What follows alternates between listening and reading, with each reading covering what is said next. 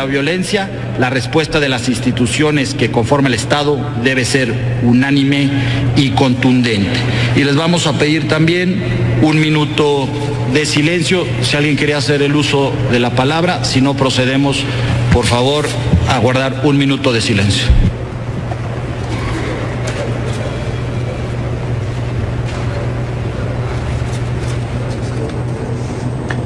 Buenas noches. Esto ocurrió hoy en México, en el Senado de la República, donde se solicitó este minuto de silencio a la memoria de los militares que murieron en un ataque brutal en Sinaloa, en Culiacán, Sinaloa, hace unos días. Este tema que ha generado una enorme reacción en México y no es para menos. Entre otras cosas, vimos cómo el Senado de la República honraba la memoria de estos militares. El presidente de México, Enrique Peña Nieto, visitó a los soldados del ejército mexicano que son atendidos en el Hospital Regional Militar de Especialidades de Mazatlán, a quienes le expresó su apoyo y solidaridad y deseos de pronta recuperación. Recorrió el área de terapia psicológica y terapia intensiva del hospital, en donde se encuentran los soldados que resultaron lesionados en esta emboscada del pasado 30 de septiembre.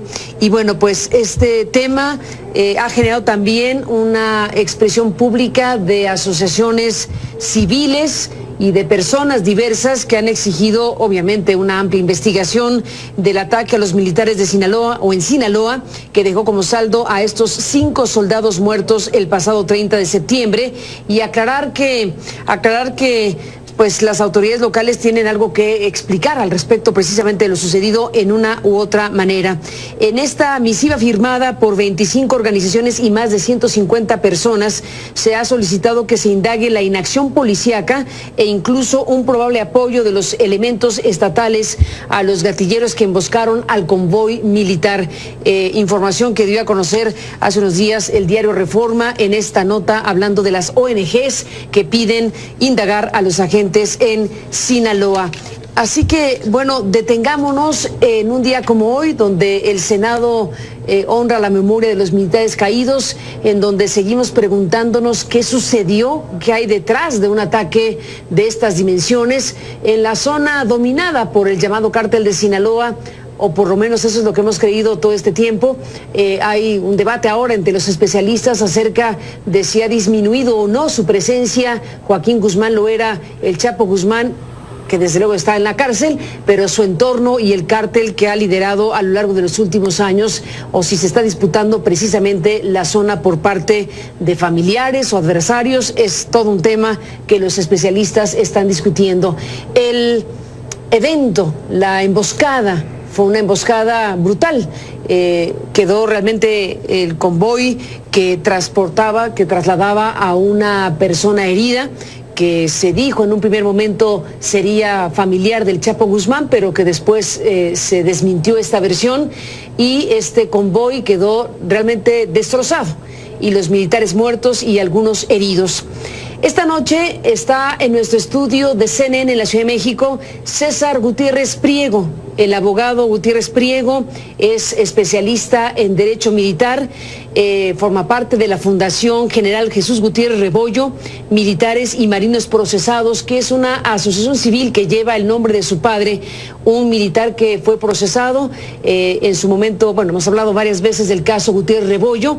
En este momento, César, te hemos invitado como parte precisamente de quienes están manifestando inquietud y postura acerca de lo sucedido en Culiacán, Sinaloa, hace unos días. Gracias por estar aquí, abogado. Bienvenido. Buenas noches. Buenas noches, Carmen. Te agradezco el tiempo para poder explicarle un poquito a la gente qué es lo que nosotros queremos hacer dentro del marco jurídico en apoyo y solidaridad a las Fuerzas Armadas. A las Fuerzas Armadas. Hasta este momento, César, ¿qué se puede saber de lo ocurrido en Culiacán? Hemos dicho 5 militares muertos, otros heridos, y la demostración de una fuerza desmedida de quien haya estado detrás de este ataque. El jefe de la zona militar dijo que los hijos del Chapo Guzmán, mismos que se han deslindado en voz del abogado del Chapo Guzmán, así que quedan las dudas abiertas de realmente qué sucedió. Lo único claro es que ahí hubo un uso de una fuerza superior a la del ejército, dicho por el propio ejército. Así es, Carmen. La verdad es que la parte de los enfrentamientos, cómo se llevaron a cabo, la desconozco. Tengo información que no es oficial, obviamente por el personal militar con el que trato día a día dentro de las cuestiones jurídicas a las que me dedico. Pero la versión oficial de cómo sucedieron los hechos, de que había habido una refriega en el municipio de Badiraguato, que estaba una persona herida, que esa persona cuando se le trasladó para que pudiera ser atendida, lo llevaron a un nosocomio donde no tenía todo lo necesario para poder ser atendido, que hacen el traslado para la ciudad de Culiacán, y ahí es donde sucede el lamentable hecho. En la capital misma del estado. En la capital misma del estado, y la intención de presentar una queja por parte de mi persona, a título personal, independientemente de las personas que han firmado una solicitud donde están solicitando esa situación en específico, llegó el momento de utilizar... ¿Una queja ante la CNDH? Una queja ante la Comisión Nacional de los Derechos Humanos el día lunes a las 10 de la mañana, para las personas que nos quieran acompañar. Vamos a presentar esa queja porque a nuestro punto de vista se han vulnerado los derechos humanos del personal militar. A ver, hablemos de ello porque uno acude a la CNDH cuando considera que algún tipo de autoridad ha afectado tus derechos fundamentales. Así es. ¿Esta queja en qué sostiene un planteamiento así? Así es. Mira, Carmen, las Fuerzas Armadas de este país se supone que en cuanto a la incapacidad de los demás órganos del Ejecutivo de Seguridad Pública de brindar esa seguridad a la población civil, han fallado. El Ejército hace determinado tipo de funciones en apoyo a la seguridad pública. Bueno, a ver, en apoyo es un decir. Sí. En los últimos años es mucho más que en apoyo a. Lo que pasa es que lamentablemente es tanta la incapacidad por parte de las autoridades policíacas que el Ejército ha tenido que hacer muchísimas más funciones de las que realizaba normalmente. Pero aquí hay un hecho trascendente muy importante. Cuando el personal militar se traslada, hay una situación. Empieza un enfrentamiento, se da una refriega y nos damos cuenta de que los miembros de la delincuencia organizada están mejor armados, tienen mayor capacidad, tienen un número superior de elementos, y el personal militar solicita el auxilio en base a la situación que está enfrentando en ese momento. Recordemos que existe un C4, recordemos que hay autoridades municipales, autoridades estatales y autoridades federales, y ninguna de esas autoridades llegó a prestar auxilio a los miembros del Ejército Mexicano. Ahí, a nuestro punto de vista, y como especialista de derecho, yo veo que existe una clara violación a los derechos humanos del personal militar. Porque nadie los asistió. Porque nadie los asistió, porque los dejaron solos, y por omisión existe una responsabilidad por parte de esas autoridades. No los defiendo de ninguna manera, pero digo, en un contexto como ese, donde quien atacó tenía un armamento de ese tipo, que ni los propios militares tenían, las demás autoridades que acabas de mencionar, perdón que lo diga de esa manera, debían estar abajo de la mesa. Es desafortunado. No defiendo, solo trato de imaginar la situación. Mira, Carmen. Algunos estarán coludidos y otros se echaron a correr. Esa parte no la sé, Carmen. ¿Por qué? Porque es muy peligroso hacer una imputación de mi parte donde no tenga yo las pruebas para poder demostrarlo. Lo que sí es... Sí, ni tú ni yo lo sabemos. Es obvio que debieron haber sido asistidos los atacados, es así obvio. Es. Pero también es verdad que en un contexto así... Fue por miedo o por complicidad. Pero el chiste es que no hubo el apoyo que se tuvo que haber dado. Yo, como César Gutiérrez, o los mismos familiares de los militares, no pueden ellos personalmente presentar una denuncia de carácter penal para que se lleve a cabo una investigación, pero sí podemos utilizar las mismas herramientas que han servido en su momento para, a mi punto de vista, hacerle recomendaciones al Ejército, algunas creo que muy correctas, algunas otras no tanto. ¿Al Ejército? Al Ejército, que utilizamos esos mismos medios, que es presentar la queja ante la Comisión Nacional de los Derechos Humanos para que dentro de sus facultades realice una investigación respecto a lo que nosotros nos estamos quejando, que es esa violación de los derechos fundamentales del personal militar. Recordemos algo, Carmen, el artículo 1 constitucional no lo dice. No nos habla de que hay mexicanos de cierta forma y de otra forma, ni que la Declaración Universal de los Derechos del Hombre, si tú eres militar, entonces no los tienen. Son cuestiones totalmente independientes. Aún así, hay otra situación que nosotros en esa queja que presentaremos el día lunes ante la comisión, queremos hacer valer, que es, la misma comisión ha emitido recomendaciones, las cuales han sido acatadas y aceptadas por parte de la Secretaría de la Defensa Nacional, en donde la misma Secretaría de la Defensa Nacional se le limite el uso de determinado tipo de armamento. Por ejemplo, los Homers no pueden traer determinado tipo de armamento artillado. ¿Por qué? Porque en el uso de la fuerza que existe por parte de las autoridades, en este caso de las autoridades de las Fuerzas Armadas, constantemente había un posible abuso en el uso de la fuerza. Por esa situación, la Secretaría de la Defensa acata la recomendación y dice, perfecto. ¿Qué es lo que terminó pasando? A lo mejor por esa recomendación que acató la Secretaría de la Defensa Nacional, los pusieron en un estado de indefensión claro. ¿Por qué? Porque el personal militar únicamente traía armas semiautomáticas. ¿Cómo iban a poder competir contra lanzagranadas, lanzacohetes? Pero estás adjudicándole una responsabilidad, una recomendación de la CNDH de ese calibre. Déjame hacer una pausa y regresemos a ese punto. Claro. Volvemos.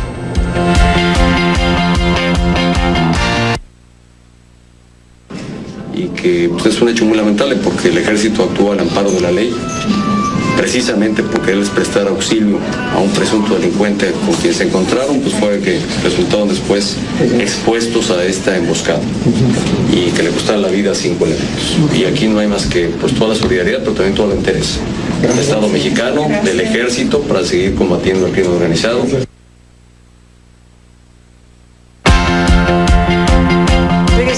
Esta noche con el abogado César Gutiérrez Priego, que entre otras cosas, César, bueno, estás aquí planteando que el próximo lunes se va a presentar esta queja ante la Comisión Nacional de Derechos Humanos, una queja que presentas tú, pero me decías en el corte que va tu firma y eres el responsable, digamos, de la elaboración de la queja. Así es. Pero hay 2,000 personas más que acompañarían esta queja ante la CNDH, entre militares y civiles. Antes de que regresemos al punto donde te quedaste, cuéntame de eso. Entre familiares de militares, simpatizantes de los familiares de varios militares y civiles, ¿no? Que en este caso lo que a mí me pidieron, lo que me solicitaron es, licenciado, ya pasemos del discurso, ya pasemos del decir que tenemos que apoyar a las Fuerzas Armadas, hay que hacer algo, ¿no? Porque fue mucho la desesperación. Usted se va a dar cuenta que lo que nosotros vamos a hacer el lunes, incluso va a haber pequeñas manifestaciones afuera de muchas de las instalaciones de la Comisión Nacional de Derechos Humanos en diferentes estados de la República, porque la gente se ha querido sumar, pero se han querido sumar por esa parte de desesperación. Yo no puedo llegar, y muchas veces se los he explicado, la Comisión Nacional de Derechos Humanos no es la culpable de que a ustedes se les limite en determinado tipo de cuestiones. Hay una situación, por ejemplo, el manual de uso de fuerza que está autorizado en este país es el que funciona. Es muy claro cuando dice que las Fuerzas Armadas solamente podrán accionar sus armas de fuego después de haber sido utilizadas las del contrario. Entonces, el soldado primero tiene que esperar a que le disparen, y si no lo mataron y no tuvieron la oportunidad de matarlo, entonces él ya puede repeler la agresión. Pero aparte, esa agresión no puede sobrepasar determinado tipo de límites. Creo que la Comisión Nacional de los Derechos Humanos en su momento emite cierto tipo de recomendaciones porque son momentos, situaciones distintas, ¿no? La misma comisión tiene la facultad de reconsiderar en determinados aspectos. No digo que en todos. Hay una parte muy importante, Carmen. Creo que llegó el momento de ser solidarios con las Fuerzas Armadas de este país. Y creo que llegó el momento no solo de serlo, sino de demostrárselos. César, retomo lo que dijiste antes de la pausa para conectarlo con esto. Tú llegaste a plantear hace un momento algo como esto. Al hablar de lo dispar entre la fuerza de armamento de quienes atacaron a los militares que murieron y que quedaron heridos en Culiacán, que desde luego es un armamento que ya me contarás de qué tipo de armamento es, pero se ve brutal. Bueno, ante esa disparidad de armas automáticas contra estas otras que son superiores, tú dijiste, bueno, la CNDH en algún momento y en una de sus muchas recomendaciones planteó que el ejército no podía tener más allá de cierto tipo de armamento. Para determinadas situaciones en específico. Para determinadas situaciones. pero lo planteas de tal manera como si no hubiera habido esa recomendación, entonces los militares de Culiacán hubieran tenido otras armas para enfrentar lo que sucedió, ¿o qué nos quisiste decir? Mira, no me gusta entrar mucho en los supuestos, pero es claro que si este personal militar hubiera tenido la misma capacidad de fuego, la situación hubiera sido otra. ¿Por qué? Estamos hablando de personal militar bien entrenado, pero no podemos, para que entendamos la comparación, había lanzagranadas, lanzacohetes, Barretts, que son fusiles de calibre 50, que traspasan cualquier tipo de blindaje. Calibre 50, debe ser una brutalidad eso. Esto te tira un helicóptero, te tira un avión. Estamos hablando de un avión. Más de 25 camionetas blindadas que pudieron pasearse por toda la ciudad capital del estado de Sinaloa, donde el C4 no percibió absolutamente nada y donde ninguna autoridad, ni municipal, ni estatal, ni federal, se dio cuenta que estaban sucediendo esas cosas. ¿Qué es lo que pasó? Es como poner a un asaltante que llega con nosotros con una metralleta y nosotros tenemos una resortera para defendernos. No importa lo que nosotros intentemos hacer, ni la mayor habilidad que nosotros podamos tener. Simple y sencillamente se encontraba desprotegido el personal militar. ¿Por qué? Porque eran armas semiautomáticas que no podían dar la reacción que se necesitaba. Se tuvo que replegar el personal militar con base a la misma información oficial que se ha dado, ¿no? Y lo que yo he tenido conocimiento. ¿Cuántos vehículos iban en el comando militar, sabes? Yo tengo conocimiento, por lo que me han comentado, es que eran 5 vehículos Homer los que se encontraban presentes y fueron 2 los que terminaron destrozados. En llamas. Hay una situación aquí. ¿Y 3 se retiraron? 3 se tuvieron que replegar, esperando a que pudieran llegar esos famosos refuerzos que nunca llegaron. Hay algunos videos que están circulando en las redes sociales en donde se ve que se encuentran los vehículos militares incendiados, pero también se ve a personal militar que se está carbonizando y que no llegaron ni siquiera los bomberos a apagar el fuego. Esa falta de sensibilidad que hay por todo mundo, creo que es momento de demostrarle al ejército, a la Armada de México, que estamos ahí. Yo quisiera pensar, Carmen, que no pasara nada y que el día de mañana sigan sucediendo esta clase de situaciones. Se va a acabar el Estado de Derecho en este país. Si de por sí ya dista mucho de lo que debería de ser, se va a acabar. ¿Por qué? Porque pues vamos a vivir en la anarquía, donde los que tengan la posibilidad de tener mejor armamento, incluso que las autoridades, o mejor adiestramiento, pues van a poder establecer sus propias reglas. César Gutiérrez Priego, voy a hacer una pausa y entramos en la parte final. Te adelanto, ¿cuál es la pretensión final de una queja como esta? ¿Hacia dónde se dirige la intención? Y volvemos contigo. Perfecto.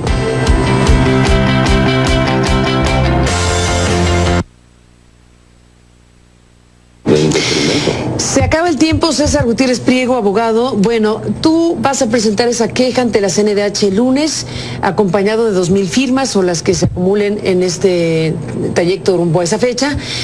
Y te preguntaba, al final, alguien como tú y quien estaría simpatizando con esta idea de acudir a la CNDH esperando que la CNDH emita recomendaciones de diferente tipo, pero supongo que el eje principal es: ¿qué hacemos con las Fuerzas Armadas que llevan años en México desempeñando tareas de seguridad pública y de combate al crimen organizado en lugar de las policías que no han sido entrenadas y capacitadas para ello? Que lo que diría la ley es que le toca a otros, no a los militares. Así es, Carmen. La intención fundamental de esto es que la Comisión Nacional de los Derechos Humanos, con base en la investigación que realice, nos dé la oportunidad de podernos ir a la controversia constitucional ante el Pleno de la Suprema Corte de Justicia de la Nación. ¿Para qué? Que recomiende eso la CNDH. Así ¿Quisieran?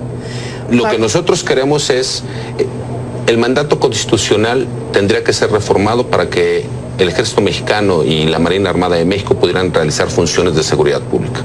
El senador Roberto Gil, en un punto de acuerdo, subió al Pleno la idea de poder regular, ¿no?, esa situación. El problema es que esto no deja de ser en el discurso.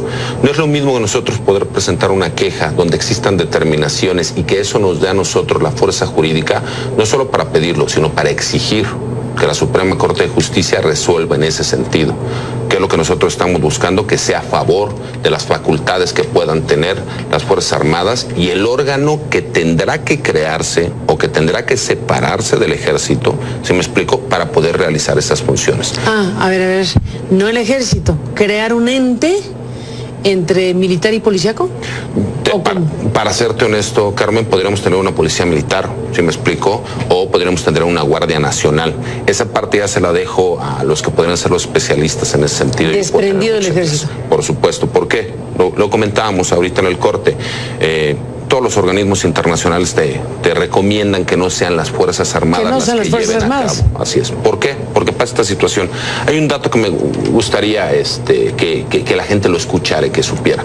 Esa es la intención primordial de lo que nosotros queremos. Yo como abogado, como jurista, como catedrático, lo que quiero es que queden las bases sólidas y fundamentadas jurídicamente de lo que estamos buscando. Pero que no olvidemos algo. Si hay un ejército solidario en todo el mundo es el mexicano.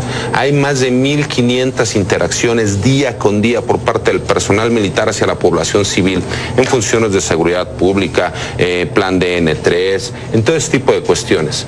Y lo estamos juzgando por hechos aislados, muy lamentables por cierto, pero que sucedieron, que la verdad es que ese es el momento de llegar y decirle al Ejército, creo en ti. Alguien me preguntaba, ¿por qué los defiendes tanto? Por una cuestión muy fácil, Carmen. Porque yo, gracias a Dios, puedo estar en una ciudad donde todos los días me despierto y sé que no me va a pasar nada porque ellos me están cuidando. Por eso los defiendo y los quiero tanto. César Gutiérrez Priego, veremos qué pasa ante la CNDH, veremos si desde una recomendación posible de la CNDH sucede lo que tú estás diciendo.